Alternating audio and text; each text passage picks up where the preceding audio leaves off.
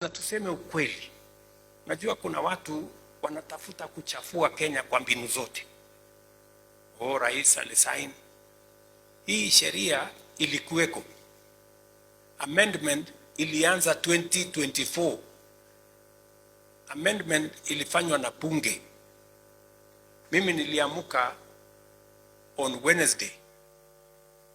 Mimi nikiwa na kwa sababu hiyo ndio ilikuwa kazi yangu ya siku hiyo, na ni kazi ya kikatiba ya kutia mkono sheria, kwa sababu ilikuwa imepita viwango vyote. Nikaletewa na speaker. Mimi siwezi kujua kitu chenye hawa watoto wanataka mpaka tuwasikize. Na ukiweka mandhari kama ile Ruto ameweka, ati ukituma tweet tu unakujiwa na polisi, watu wataongea aje? Bwana, mniambie.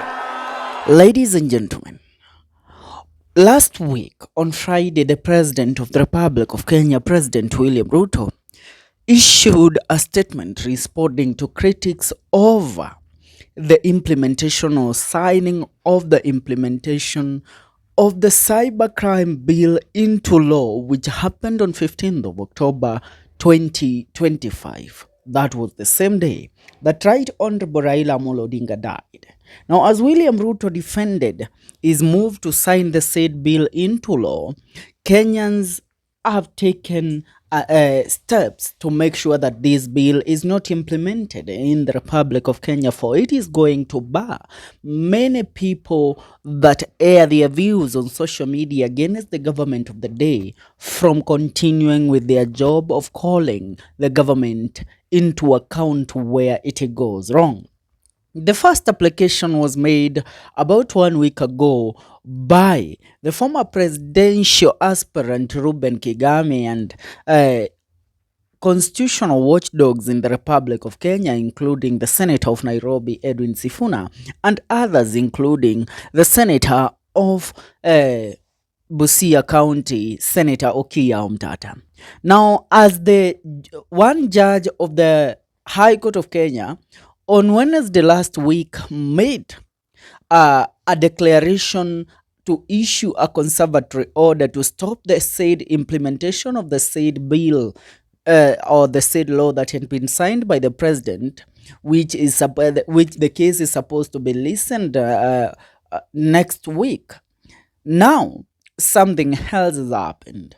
The people of the Republic of Kenya, or let me say the watchdogs of the Constitution of the Republic of Kenya, are not resting, nor are they giving President William Ruto a breathing space to violate the Constitution of the Republic of Kenya, or to bar the people of the Republic of Kenya from exercising their democratic rights and curtailing their freedom of expression through social media.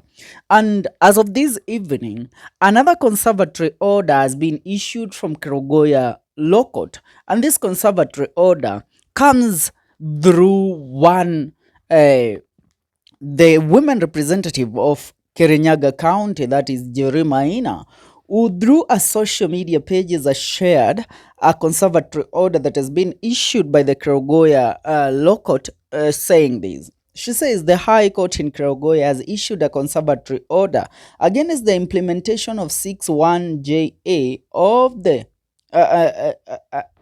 the Computer Misuse and Cybercrime Amendment Act 2025 pending inter-parties hearing. That amendment gives the government arbitrary authority to shut down social media platforms. Now, going forward, this is what the High Court said. The Republic of Kenya, in the High Court of Kenya at Kirinyaga County, court name Kirinyaga Law Court, case number, whatever, they gave the case number, citation, Honorable Njeri Maina versus State Law Office and National Assembly of Kenya and one others. Now, Njeri Maina is the applicant in this case, and she is the one that has filed a claim or an application at the High Court in Kirinyaga to stop the implementation of the said bill. And this is what the orders state. This matter coming up on 27th of October 2025 for directions on the notice of motion dated 27/10/2025 before Honorable Justice Edward M. Mureithi. Upon reading the application in chambers in the absence of the counsel for the plaintiff, applicant, and the counsel for the defendant, respondent, it is hereby ordered, number 1, that the application seeking conservatory orders pending hearing of a petition for a declaration that the enactment of the Computer Misuse and Cybercrime Amendment Act 2025 without involvement of the Senate, despite touching on matters concerning county governments under Part 2 of the 4th schedule, despite touching on matters concerning years